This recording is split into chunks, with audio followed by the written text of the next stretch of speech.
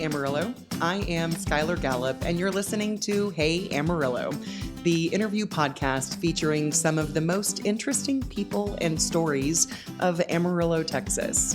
We record every week at Amarillo College's Innovation Outpost. The IO supports education, workforce development, and industry growth by inspiring and facilitating innovation in the Texas Panhandle. Today's guest on the podcast is Doug Loomis.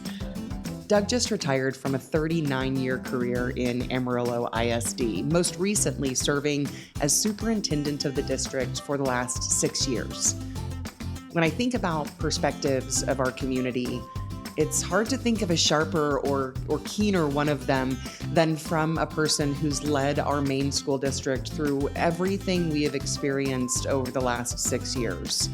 Now, I already had great respect for Doug, but listening to his retelling of challenges, decision-making, and what it's like to hang that hat up reminds me of the caliber of people that we get to call our neighbors. Here's Doug. All right, Doug Loomis, welcome to the Hey Amarillo podcast. Thanks so much for being here. Thanks for having me. Yeah. Okay, so we'll dive in. Doug, you and I have worked together for a good couple of years now, and so really familiar with your body of work and the approach. And of course, you know I have a great amount of respect for you, and so excited to talk to you today. Well, thanks. It's my privilege to be here. Yes, sir. Okay, the first thing, though, I like to ask all of our guests is, how did you come to be here today? So what is sort of your origin story with this place that we call home? You know, I'm a Panhandle boy. I grew up in Dalhart, and I've lived here my entire life. Almost 39 years ago to the day, I moved to Amarillo as a classroom teacher. And so I've spent 39 years in Amarillo in the education system, supporting our kids and community, and it has been a wonderful ride. 39 years in education. The first thing I think about is how much has changed over 39 years. And you began as a classroom teacher, you just retired as superintendent of Amarillo ISD, and so worked the full gamut of positions within education. When you look back, I guess my first question, which was your favorite? Oh, wow. I think I've told everybody that it was either being the associate principal at Paladura High School, or maybe it was being that PE teacher at Wolfland Elementary. It's a toss-up for those two positions. And what did you start as? What classroom, what grade? I was an elementary PE teacher at Wolfland Elementary, and it was a wonderful 2.5 years that I was at Wolfland. When we went to the middle school concept, which was in the late 80s, early 90s, I transitioned to Bonham Middle School, where I taught science, and from Bonham went to Fannin as a science teacher and had my first taste of being an administrator. And then I was an assistant principal at Sam Houston, and then went to Paladura as the associate, and then was at Mann as principal. And then what most people remember me as is principal at Amarillo High. Was there 10 years, and then transitioned to the support center as a executive director of student performance, and then the HR director. 5 years of my life that I will never get back there. I don't wish HR on anyone. And then the last 6 years as superintendent. So you liked being a PE teacher more than superintendent. That doesn't actually surprise me, Doug. Yeah, I tell people would look at me all the time and say, how do you put up with today's kids? And I was always quick to say, it's not the kids. You expect the kids to behave certain ways. Matter of fact, I probably behaved that way when I was in school. Probably people who watched me grow up wonder, how does that guy, have a job, much less lead a district of 30,000 kids? So I tell people all the time, the kids are great. It's the adults who are our pain. Doug, I think one of the things that I think about a lot when I think about the challenges that our public schools face is the idea that our entire society lives in our public schools. And I think that that's kind of in the same vein that you're saying about it's not the kids. It's just that because public schools take all students, they take all of our society, good, bad, and ugly, and that walks in your halls. Yeah, it does. I'm so proud of it. I used to tell people all the time, I'm not opposed to vouchers. That's been the topic, because I think parents ought to have a choice of where their kids go to school. That's the reason we've had open enrollment in AISD really the last 10 years, and maybe even closer to 20, but really in the last 10 years, truly. And so what I worry about vouchers is that, I'm going to take my kids and I'm going to go be with kids who look like me. And somebody else is going to take their kids and go be with kids who look like them. Yeah. And at some point, how do we all learn to come to the table and work together?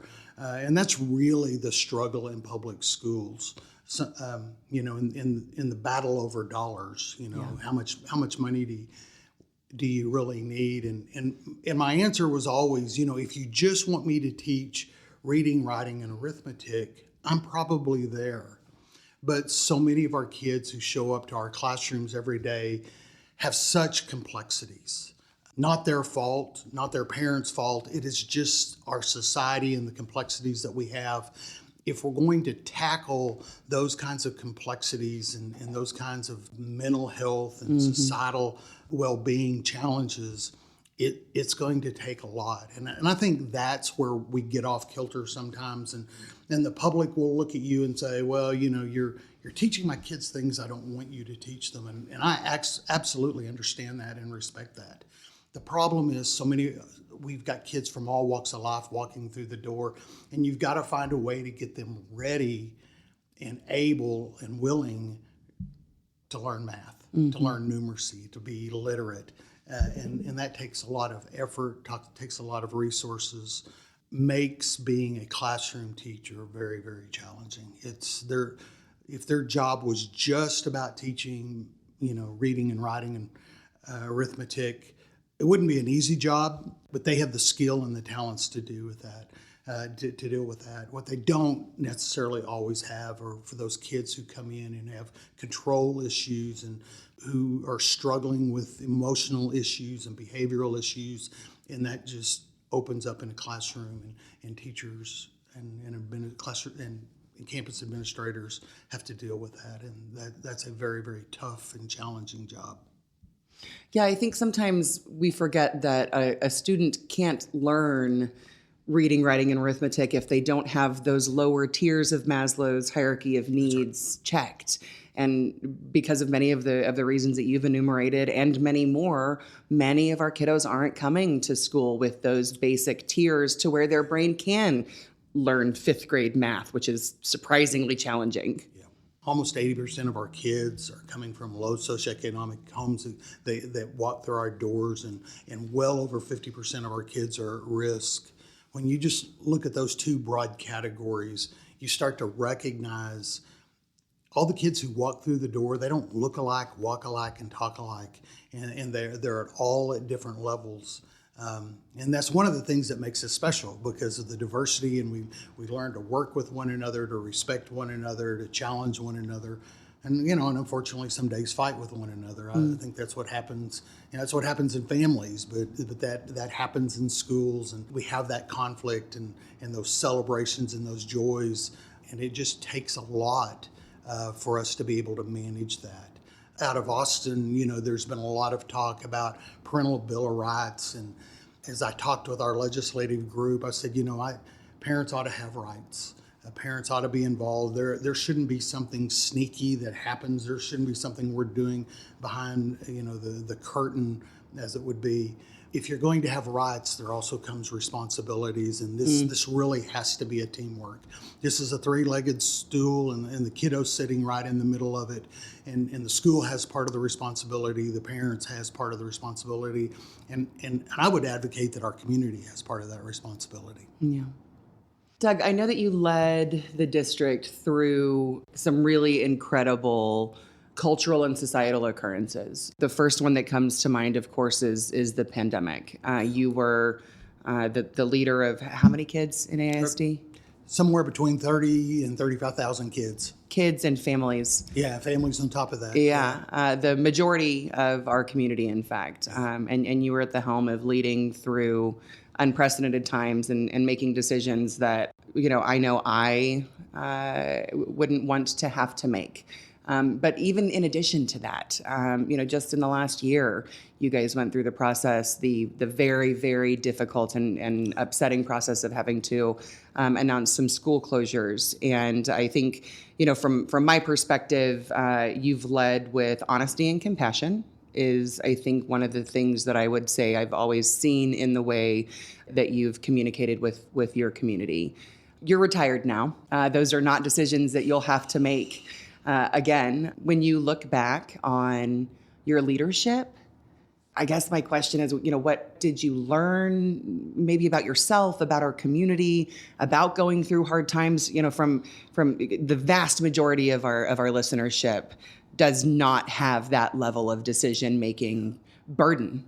When you aspire to be the leader, and whether it was the classroom or whether it was a campus or ultimately was the district, each time you step up that ladder, there's more weight that sits on your shoulders. And I don't think you expect that. One of the first questions you asked me, what was your favorite job? Well, teaching PE probably was my favorite, but the associate principal at Palo Duro was one of my favorite because I didn't carry all the weight. I got to make many decisions and had lots of power, but ultimately at night when I laid my head down, it really wasn't my responsibility. It was still Stan Chapman's responsibility, and so that made that an easy job, not an easier, but made it easier. And as superintendent, every day I woke up with a prayer to God, please don't let today be one of those days, God. Meaning, we live in a world where violence is prevalent, and almost not a week goes by that you don't hear about a mass shooting, and too often those are in schools. Yeah. And so you carry that weight, and I remember shortly after they announced Deidre, it was a Friday morning, and I pulled up in my parking spot at the support center, and I thought, I only have 5 more days. If I can just make it 5 more days, that didn't happen on my watch. And really, as leader, you always start really with, as you alluded to, that Maslow's, if kids don't feel safe, if parents don't feel safe, nobody's going to learn today. And so you carry that weight and you worry about that in every detail. And I'm really proud of where we came from safety. There was a time probably early in my administrative career when things would happen, we worked really hard to keep that under the cloak of darkness. We didn't share it with anyone. Yeah. And by the time we finished in last spring, it didn't matter what happened in our schools. We were creating that kind of transparency. And I think that's one of the things I learned, as a leader, this has to be a partnership. This can't be about, the schools of Chicago in the 1950s when they unplugged all the phones and chained all the doors and told the community to mind their own business. This really is a world that we live in transparency. And so that was one. The other, I recognize maybe because of board members like Dick Ford and Don Powell and some of those guys that would wear me out, I always hated it when one of them would look at me and say, well, you're one of those insiders, and I want you to have an outsider's view. I just learned pretty quickly that people who are in leadership positions, and especially maybe in bureaucracies, government agencies, you start to create this mentality that no's always your answer. And it became pretty clear that was just driving a wedge between everyone, with your parents and our community, because we were always just saying no because we could say no. And so we really tried to flip that and find a way to always say yes. And I'm not naive enough to believe that you're always going to have to say no at some point. But when we say no, we have a really strong reason for saying no. And I think we learned that maybe through the pandemic. There were so many fears and there were so many mandates, and you always had 2 sides of the road, whether it was, yes, we're going to wear a mask. No, we're not going to wear a mask. Yes, we're going to get vaccines. No, we're not going to get those. And my job was to lead everybody to the table. It wasn't, I could just wake up and decide, well, I don't want to wear a mask. And so I'm going to tell the school district, no, we're not going to wear a mask. I don't want to get a vaccine. And so I'm going to tell everyone, don't go get a vaccine. That might've been my personal belief. But I had many constituents, teachers, students, parents, community members that believed one way or the other, and it was my job to bring us to the table. Tell people all the time, it's not about wins and losses, it's about win-wins. How do we get everybody to the table and listen to one another and find a way to make this work for all of us? And we had some bumps and we had some bruises, and it didn't always work. But, as you stop and you look back, I think we did a pretty good job in all of those incidents, whether it's about the pandemic or whether it's about new curriculum or whether it's about the darkest days of coming to the rationalization that in a school district that has less than 30,000 kids now, that's probably headed to 25,000 kids, you can't continue to run 50 plus schools. There's just not without significant increases in funding that would not be good stewardship, fiduciaries of taxpayer dollars. And so you have to find a way to bring people to the table and try to help make sure that you're meeting everybody's needs to the best that you can, knowing that you're just breaking people's hearts in some places. And whether it's about, closing a school and somebody makes a decision, well, I'm going to homeschool my kids now, or if it's about a pandemic that we are or we're not wearing masks and they make decisions to go somewhere else. You want to make sure that you've listened to all those voices and you've tried to help everyone have a voice before that decision's made. And I think we got pretty good at reflecting and listening and being transparent and being a team versus this bureaucracy that just ran roughshod over all of its constituents. Yeah, the idea, better. Yeah, absolutely. Yeah. And what I learned really quickly, I didn't know anything, and you'd have a mother, in your office being very passionate on this side, and before the day was out, you had 3 more mothers on the other side of that conversation, and you were trying to figure out how to balance that and not alienate, and at the same time, keep moving forward. Mm-hmm. The first time you and I sat was 6 years ago, and I know, and you said, and I was trying to learn the public education system because of this new job I was doing. I was really, really green, and I was asking about all these, are we worried about this? Are we worried about that? And you said, Skylar, the thing that we need to be worried about is the demographics in Potter County. Yeah. And it was 6 years ago, and I didn't hear anybody else say anything about that for a long time. Yeah. And those demographics are what have resulted in these school closures. Yeah. Talk to me about why it's difficult on a community to close schools. What are the answers to the demographic changes in Potter County as best you can find them or determine them? There's no easy answers because it didn't happen overnight. I can remember being, 10 years old. With my father in a car driving between here and Canyon, going somewhere, probably to a WT football game or something. and I can remember being that young and him looking at me saying, someday you won't be able to see the difference between Amarillo and Canyon. They're going to grow together. And that's really what happens in America. We sprawl. When we decide we want something new, instead of rebuilding where we are, we just sprawl and we keep moving. And for whatever reason, after we started, the center of city being where we really are right now on Polk Street, and growing up around the center city, we started to sprawl south. And nobody really recognized that was happening. And just, overnight, we woke up at some point and recognized there's very little new construction happening in the centralized portion of Potter County. On the western edges of Potter County, we've got a little bit of development that has happened over the years, but generally in the center of the city, from I-40 to Amarillo Boulevard, there's just not been a lot of rebirth, as it were, and new growth. Both in construction and population. Yeah, rebirth, both in right? Construction and population, absolutely. I think we started seeing it, my team and I, because we spent so much of our career in North Amarillo. When you started driving east on Amarillo Boulevard and you thought, where did that restaurant go? Where did that store go? And you started recognizing that we were losing mainstay businesses. And and not long after that, you started wondering, where have the kids gone? And really, it is about, they're just, as kids would graduate and move off, there weren't new families moving into that part of the town and revitalizing that part of town. And that became very apparent. I've told many of the civic groups that we've had conversations, one of my greatest fears is 10 years or 15 years from now, we're going to be driving up and down I-40. And when you look to the north, that's going to become very urbanized, high poverty, and not a lot of growth. And then when you look south, that's where Amarillo has grown.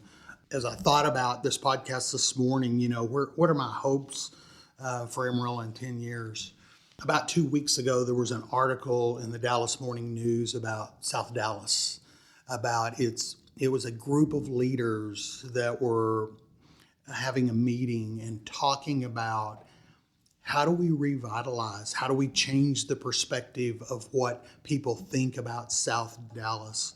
Their mantra was sort of, it's time to get rid of all of those old preconceived notions and invest in this area. And as I read that article, I sent a couple of our board members, a couple of the staff members that used to work for me, and said, this is what I hope happens in Amarillo. I hope a group of leaders who have the power and the financial and the relationships can find a way to take a look at what is happening really from north of I-40 to Amarillo Boulevard and even further north across the district and across the city, and ask ourselves, what do we want left in Amarillo in 10 and 20 years? Because if we don't find a way to reinvest, to re-envision, really we're just going to keep sprawling to the south, and we're just going to leave behind what's happening in North Amarillo. And I'm fearful that, at some point, somewhere down the road, that becomes almost ghost town, because we've done what we do as Americans very well. We've sprawled. And I hope that we have some leadership that will step up and have some conversations about, how do you rebuild? How do you reinvest? How do you have vision? And I think the same thing could be said about our schools. I'm reminded almost daily that the generations that came before us in the 40s, 50s, and 60s, they had a vision of what Amarillo could be. And during that time, they built, 30 to 40 schools, and they were committed to neighborhood schools. Yeah. I'm so proud of neighborhood schools.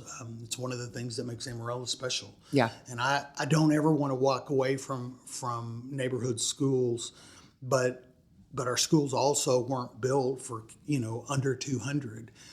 When you start having schools that become that small, it's hard to have classroom activities. It's hard on the classroom teachers. It's hard on the kids. You start to lose programs. It puts a tremendous amount of burden. A couple of our campuses this year, instead of just having to teach second graders, I taught second graders and fifth graders. And that is, we don't live in a one-room schoolhouse kind of mentality anymore. Matter of fact, I tried to convince myself that I could tell the board that we could run some of our really, really small schools as one-room schoolhouses, not truly one-room schoolhouses, but using that model. Yeah. And the longer you talk to staff, you realize the kind of pressure it puts on them, the amount of resources that they no longer have in that model. And ultimately, it starts to affect kids because of the stress on the staff and for the programs that are lost. And so we have to, as a community, make a decision. Do we want Amarillo to be, a community that is split between Randall and Potter County and growing between in the two counties, rich and poor, and that's where it is today. That's right. Or do we want to re-envision what could be in Potter County and start to revitalize? It won't happen overnight. Schools, in a perfect world, we would take 2 or 3 of our neighborhood schools and build a new state-of-the-art school that that would house research tells us a school is just about the right size, somewhere between 700 and 900 kids. And so because of the opportunities that you have, of the staffing patterns, the efficiencies that you get out of it, and rebuild that state-of-the-art campus. Matter of fact, as we were going down this road, we had the architects help us put together a model state-of-the-art school, what it might look like if we took a sort of a triangle of 3 campuses anywhere in the city, and rebuild. And it sends goosebumps, what you could do for kids. But as a taxpayer, I'm cognizant of my taxes and don't want taxes going up. And so that one school, one elementary school in today's economy is probably a minimum of $70 million. And it may be closer to $100 million, depending on what amenities that you put into that building. Is it just a K-5 building, or is it a birth to 5 building? Because what we know is that if we want our kids to be successful, they need to come to school ready. And so, if you could re-envision that, I would articulate, you don't build schools for pre-K-5, you build them from birth to 5 and give those kinds of supports. But, to your point, you've got to have the funding for it. I think it's interesting. You talked about, revitalizing neighborhoods and re-envisioning the way that we look at our schools. And I think, as per usual, our schools are left holding the bag for a lot of things that are not their making, nor actually a responsibility. And I think in Amarillo, we're in a really interesting time because we've had a lot of high leadership turnover. There are a lot of new leaders in our community. What do you think that it would take? My thought when you said, we love our neighborhood schools. Well, if we love our neighborhood schools, that means that we need to also love our neighborhoods and create or revitalize neighborhoods that allow people to stay in them, that make those kiddos that graduate from those schools come back and buy the house next door and put their kids. And so at this kind of time where there is a lot of change, what do you think our community and its leaders would need to do to try to take on this issue that has been decades in the making? I don't know that I have the answer. But what I know is it can't happen in isolation. The superintendent can't sit around and bemoan about this issue. Developers can't do it alone. The mayor can't do it alone. There really needs to be a task force and a group of leaders that step up and talk about these are the steps and these are the long-term things that we're going to do, and make a commitment to that revitalization. And I'm not naive. I understand if I'm a developer and there's no money in building, a new neighborhood in a certain section of town, I get why they're hesitant to put those millions of dollars, maybe billions of dollars to work. But if we're in this together and we make commitments together and figure out a way, as the superintendent, it felt like at a point we woke up and I started driving and businesses were gone. We woke up and houses were empty. They were neglected. There weren't, in the houses that did have people in it, didn't have families in them. There were fewer and fewer kids. I just woke up and thought, how do we get to this point? We're still here, but the businesses are gone, the families are gone, and we've got to find a way for schools to stay. We've got to find a way for businesses to come back. We've got to find a way to entice families to think, I can make a long-term commitment in this neighborhood. And the truth is, most families aren't going to make a commitment in a neighborhood that is run down, that is poverty-stricken and really can't see the future. My son is, he's 28 years old and lives in Charlotte, and he bought a townhome in a section of town that is a little bit questionable from a dad that didn't really know, but he's in finance. And he looked at me and he said, there's plans, there's a vision. And this is the next section of Charlotte that is just going to grow and expand. And this is going to be a great place to live in 5 years. I wish somebody in Amarillo could tell me that about, the Park Hills neighborhood, the Pleasant Valley neighborhood, or a myriad of other places. Those just happen to be the first.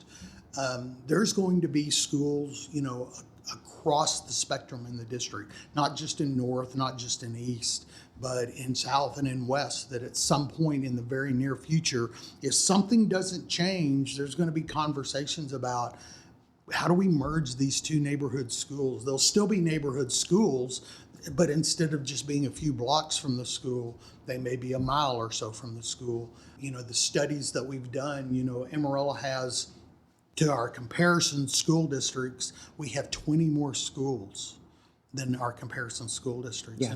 And when you think about schools are funded with equal dollars, it's not quite that simple, but the dollars we get is the same dollars somebody else gets.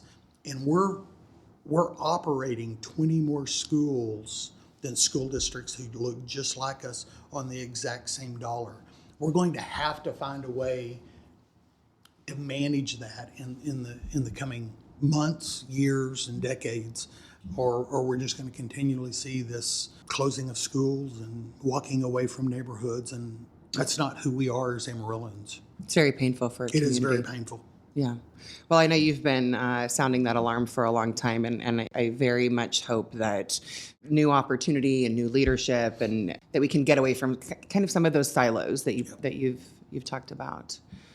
So, kind of wrapping up, you're retired now.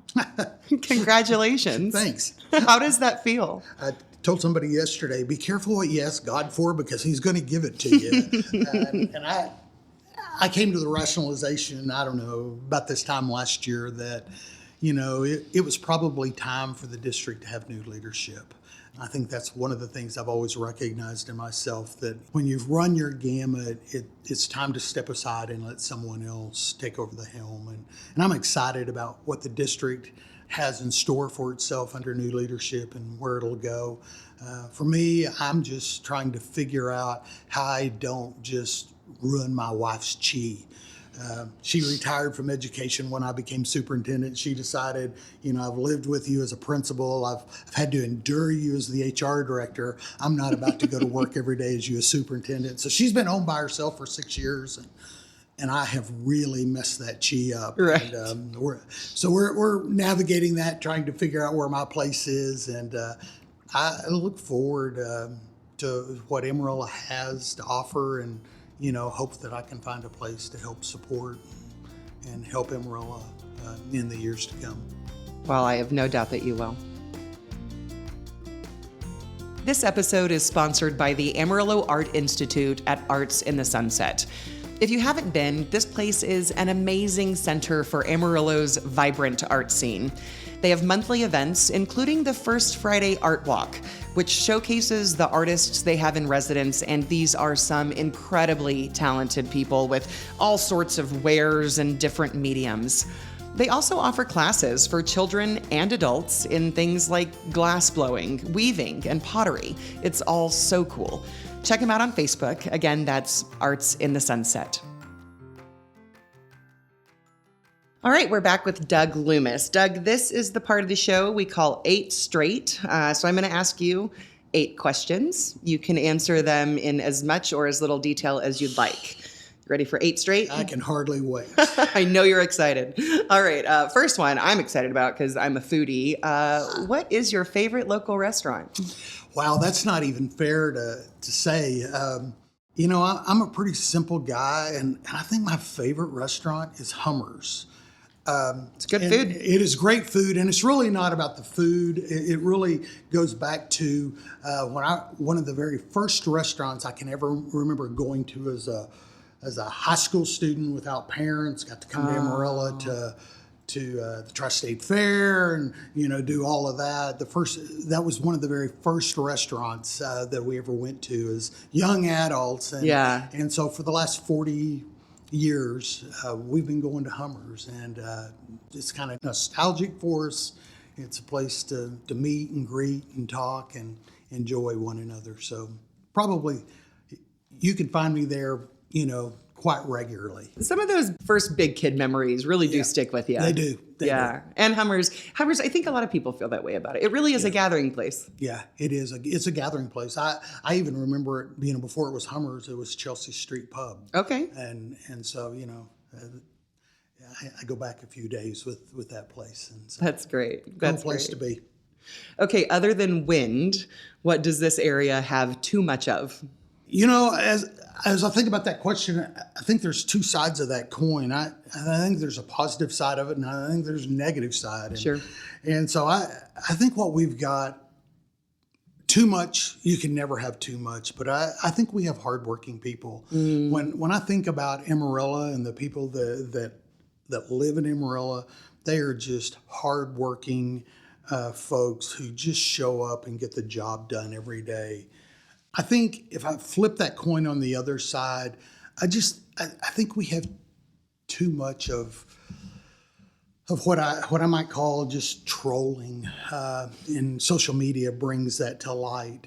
And I just wish that as adults and as kids, we could all remember that just because we read it on social media, because we saw it on social media, doesn't necessarily make it true. And I think we just have too many people who get out there and they get on one side of the debate, and that's where they live and they stay, and they refuse to see the other side of it. And I worry not just about Amarillo, but our nation at large, that we've become too polarized, and it's not okay for me to believe one thing and for you to believe something else, and recognize we can still be friends, and we can still be colleagues, and we can still get along. And I just think there's way too much of that. It always starts with caring about our That's kids. right. It was never done. Yeah. I mean, almost none of what happens is ever done out of malice. No. It'll just get twisted. It'll get turned.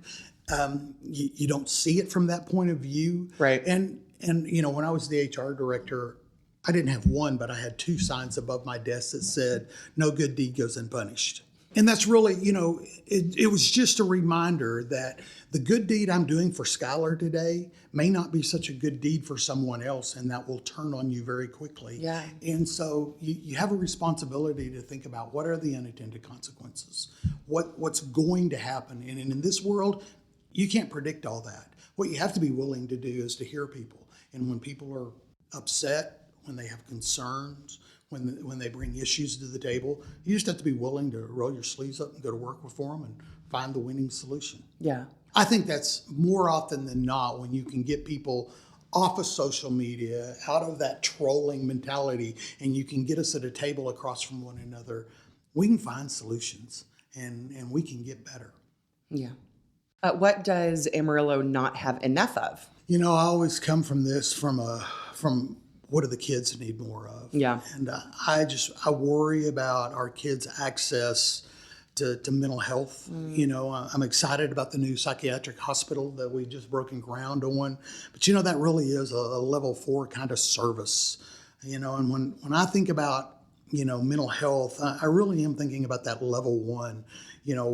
More mentors, more buddies, more safe spaces for kids to have conversations, that place where kids can learn character and learn what grit and all those things that have made Amarillians proud and withstand the elements of where we live over the years. Our kids need the opportunity to learn those things. And I just, so many places that's absent. And again, we go back to that. Is it really the school's responsibility? The school definitely has a part to play. But again, what I may want my kids to learn, you may not want your kids to learn. And so where do we build that? And again, it goes back, is that parents' responsibility? Absolutely. But parents don't always have the tools either. And so that's when I look at, as a community, what are we doing? There's always got to be more economic opportunities for our kids. Yeah. Too many, we talked about both of my kids will never come back to Amarillo, because of opportunity and because of way of life and opportunities in other places. And I think as a community, we need to think about how do we get our best and brightest to stay here and live here. And that's about, the economic opportunities. And it's also as much about, shade and green spaces. Maybe it's not really parks, maybe it's not really trees, but it's what are those things that will get young couples, young adults to say, I want to live in Amarillo. A large part of that has to do, with our close-knit community and our focus around community, but it also has to do with what is there for me to do in Amarillo? What opportunities are there for my kids? I'm so proud of AISD's MORE campaign. What can we do more than just math and arithmetic? I think we always could use more of that mental health, those economic opportunities, and that shade and green space that brings people back. People back. Yeah, that's a really important note. What is your favorite local neighborhood, Doug? I'll get in trouble if I answer that question. I have lived in the Western Plateau neighborhood for 32 years, and so it's got to be one of my favorite places. Gisela and I, we bought our first home there, and we still live in that first home. And I love the neighborhood. It's working class people who love their kids and love their neighborhood and still get out and ride bikes and take care of stray animals. And it's a great place to live. But I can move from there. When I first moved to Amarillo, and I was in awe of the Wolfland neighborhood, of all the big homes and the magic, the mystique. When I was assistant principal at Sam Houston, I loved being in the San Jacinto neighborhood, getting to know those folks and getting to understand the challenges that they have and working with them. And so Giselle used to tell me I changed colors better than anybody she knew. For about the first 10 or 15 years of my career, I wasn't anywhere more than 2.5 years. Yeah. And so every 2.5 years, I was going to a new school, putting on new colors, a new mascot, learning to love. Every community has something to offer. Everybody, if you haven't explored Amarillo, haven't gotten out and to know people in all those communities, you're really missing an opportunity. I agree. How do you describe Amarillo to people outside the area? We're all crazy. That might be just you, Doug. Definitely.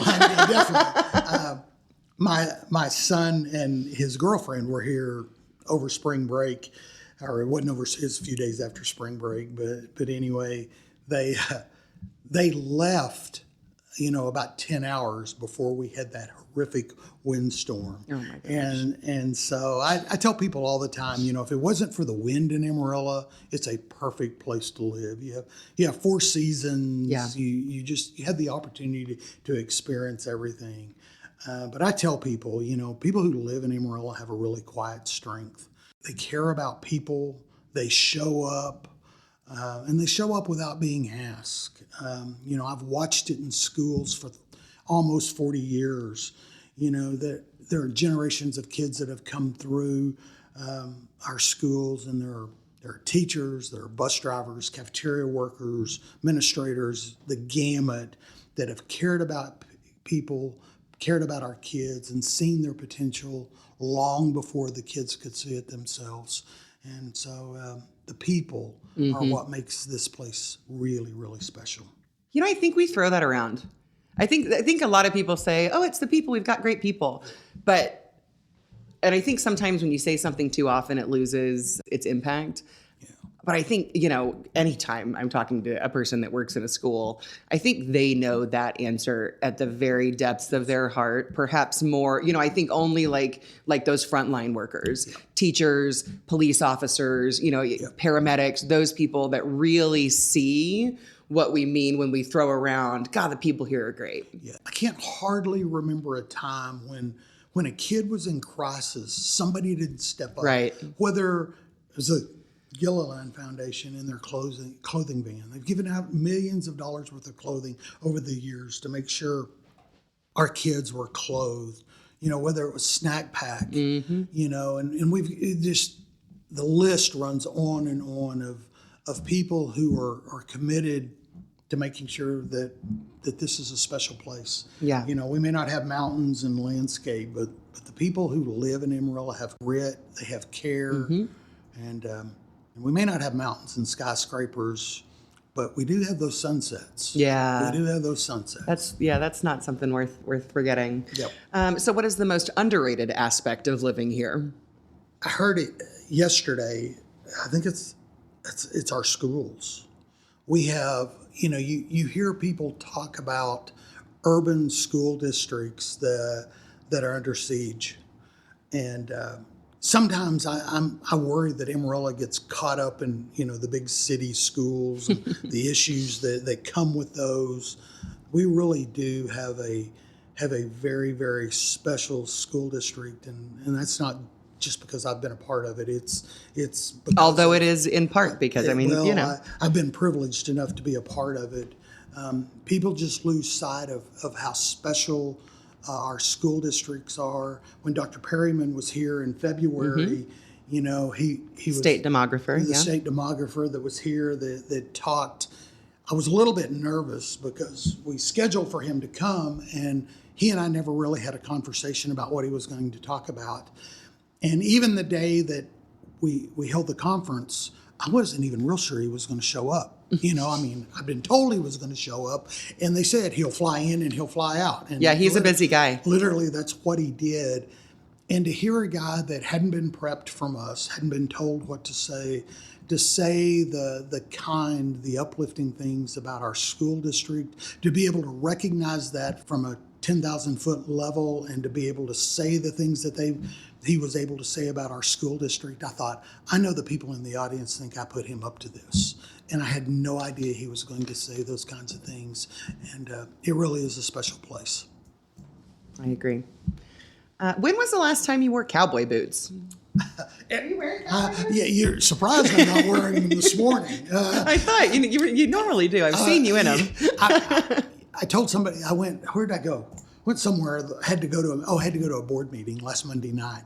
And I looked at him and said, I want you to understand, this is the first time in about 3 months I put on a pair of pants. And I just put on pants for you. So it's been a month or two since I put on my boots, but my wife will tell you, I will put my cowboy boots on and wear them. My heritage of growing up in Dalhart, in cattle and ranching and farming, the family farm, it's still very much in my heart, even though hadn't been on a horse or been on a tractor in a really, really long time. Well, it's a beautiful part of all of our heritages, whether or not I think we put on a pair of cowboy boots. You know what I mean? Yep, it is. I think it kind of lives in the lifeblood of this area. It does. Yeah.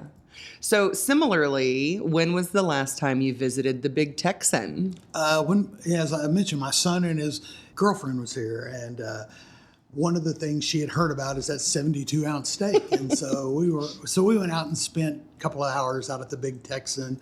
The Lee family, they have put Amarillo on the map, and we need to be grateful, and we all as Amarillans need to spend more time out at the Big Texan. We spent some time with their microbrew that day, and the Lee family has me hooked on some of their brew that they've got out there, and so everybody needs to go out and try it if they haven't been out there. Wonderful, and super valid to tip your hat to that family that really has done so much. They are. When you think about leadership, they have never forgotten who Amarillo is. They've never walked away from Amarillo. They have vision, they have dreams, and they just continue to grow Amarillo and put us on the map. And we owe a lot to the Lee family. Lovely.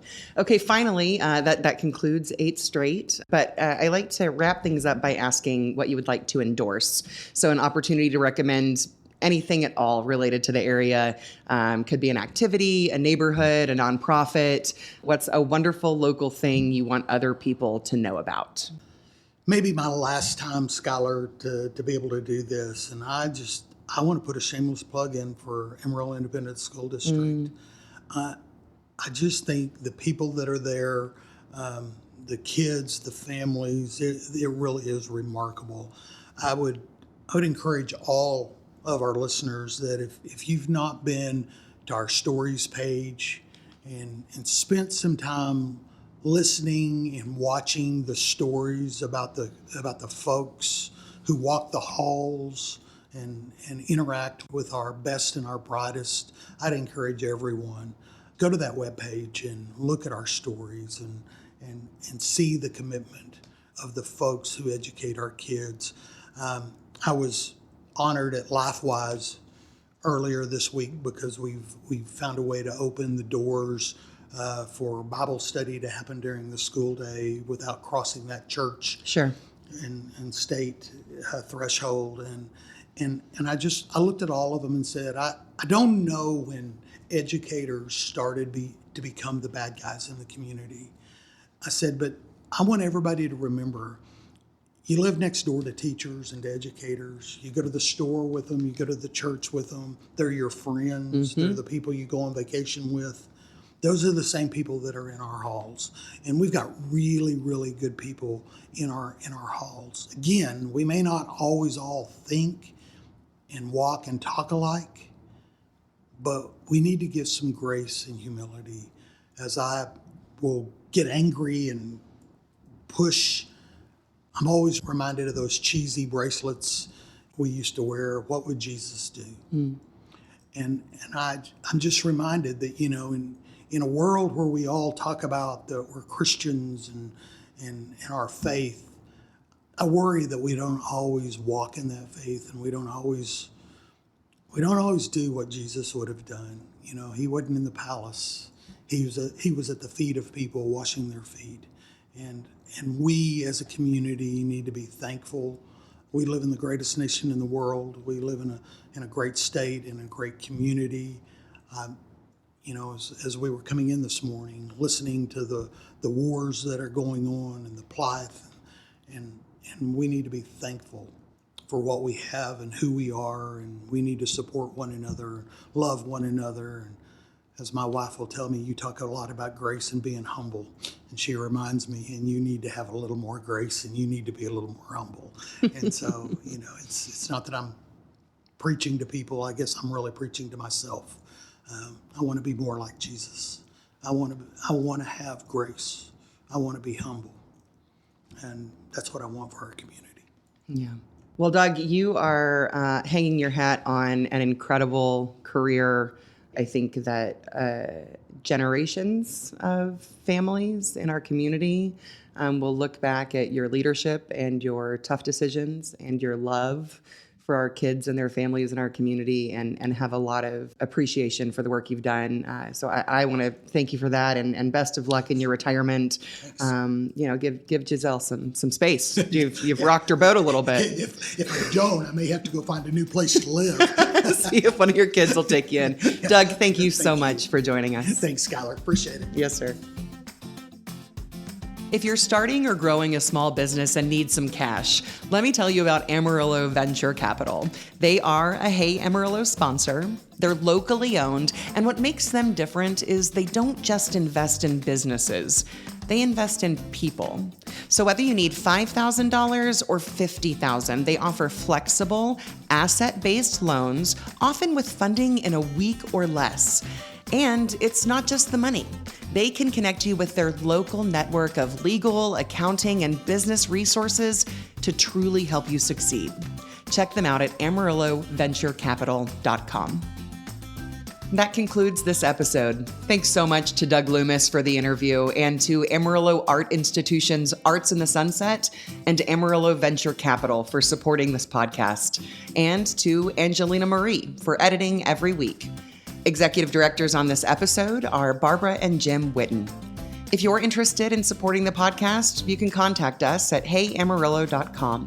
Thanks for listening. This has been episode 403 of Hey Amarillo. My name's Skylar Gallup, and we'll see you next week.